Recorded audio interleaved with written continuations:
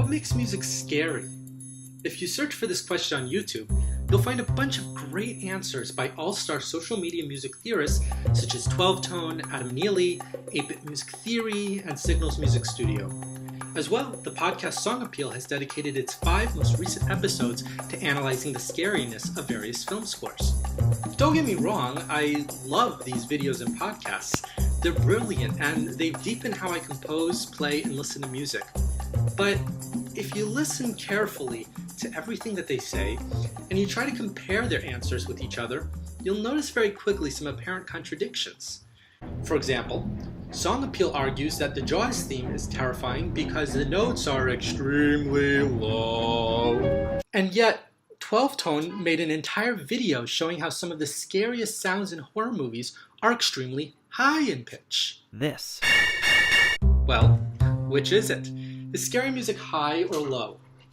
Song Appeal, 12Tone, and Signals Music Studio all describe a second secret to writing scary music: repeating stuff over and over and over and over and over again.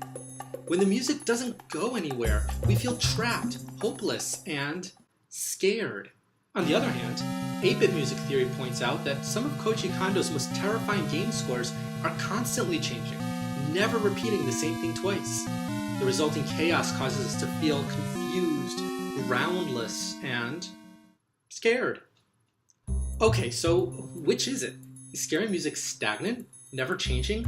Or is it so full of change that it devolves into chaos?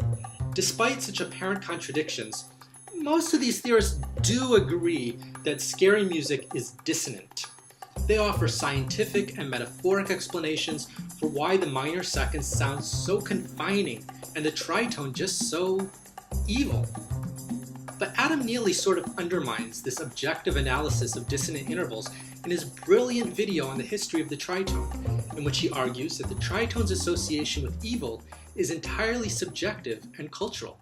For example, he notes that the tritones in the Simpsons theme sound playful and goofy, while the tritones in Maria, that most popular love song from West Side Story, add romantic tension. Okay, so again, is dissonance scary or isn't it? Are tritones the devil in music, or are they playful, goofy, and romantic? Before I go any further, I'd like to offer you an analogy which will hopefully resolve these conflicts.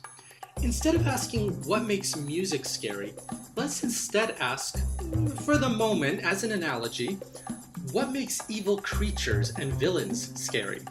What makes ghosts, vampires, werewolves, terminators, axe murderers, mad scientists, witches, and so forth scary?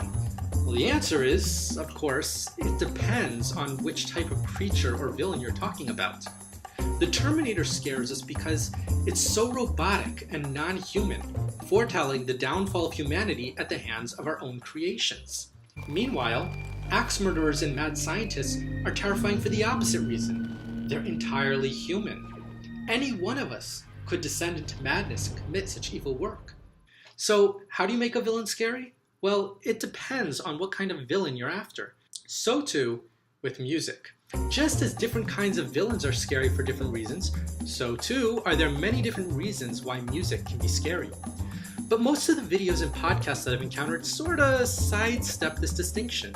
Instead of asking what makes ghost music scary, or what makes battle music scary, or what makes stalker music scary, they instead ask why scary music is scary, or why certain kinds of sounds are scary, as if scary music is a single kind of music. This is why there are so many apparent contradictions in their arguments. Sure, some scary music uses very low notes to represent huge, ominous beasts like Jaws, but it can also use very high notes to represent sharp, piercing things and the sounds of human screams. Scary music can be stagnant and repetitive to make us feel hopelessly trapped in one location, like in the theme to Twilight Zone. But it can also be chaotic and constantly changing if we want to feel like the world is exploding and we'll never be able to repair or make sense of its shattering pieces. Dissonant intervals, yes, like the tritone and minor second, can sound evil and confining, but they can also be playful and romantic, and sometimes, as 8-Bit Music Theory was surprised to discover, sometimes even consonant intervals like perfect fourths can be made to sound deeply uncanny and scary when they parody the contrapuntal techniques of medieval Gregorian chant. When we ask about specific kinds of scary music, rather than generalizing as most videos and podcasts seem to do, then we can open our discussion to way more techniques and way more nuance. If we ask, for example, specifically about the scariness of ghost music, then we might well notice that ghost music is so often a waltz and or is played on the organ. It's spooky. It's eerie. It's the Ghost and Mr. Chicken. Obviously, not all waltzes are scary, and not all organ music is scary, and neither waltzes nor organs play a significant role in most battle music, or stalker music, or evil robot music. But waltzes and organs are key to understanding how ghosts are so often represented in film music and video games, even if they have little to do with other kinds of scary music. On the other hand, if we want to know what makes Hans Zimmer's atmospheric film scores so terrifying, like his scores to Pirates of the Caribbean, we're likely to point out the sort of super high distorted screams that 12-tone has analyzed, or the constant pounding of war drums, or the raw, almost pitchless drones. But what about the lyrical, magical sounding film scores of Danny Elfman and Bruno Coulet for movies like Batman, Coraline, Edward Scissorhands, Nightmare Before Christmas? For that, you have to understand the history and cultural associations of female choirs, children's choirs, a variety of musical modes, mysterious instruments like the celesta, and the classical tradition of la chasse, chasing music.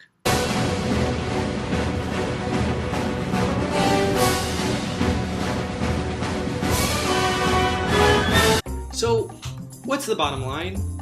I love all these videos and podcasts by 12-Tone, Song Appeal, 8-Bit Music Theory, Adam Neely, and Signals Music Studio, and if you haven't seen or heard them yet, you're really missing out. At the same time, I encourage my fellow music theory YouTubers and podcasters to get more specific than just what makes music scary, and instead probe some of the more specific, more nuanced categories of scary music, like what makes ghost music so haunting? And what makes battle music so blood-curdling? And what makes stalker music so terrifying? And so forth, rather than treating it all as a single object of study. Hey everyone, thanks so much for watching. If you enjoyed this video, feel free to subscribe and or follow Social Media Music Theory on Facebook and Twitter. If you'd like to help fund the creation of more videos like this, including a whole series I've got planned about the evil-sounding music of Disney villains, hop on over to patreon.com/socialmediamusictheory and consider a monthly subscription of $1 or more.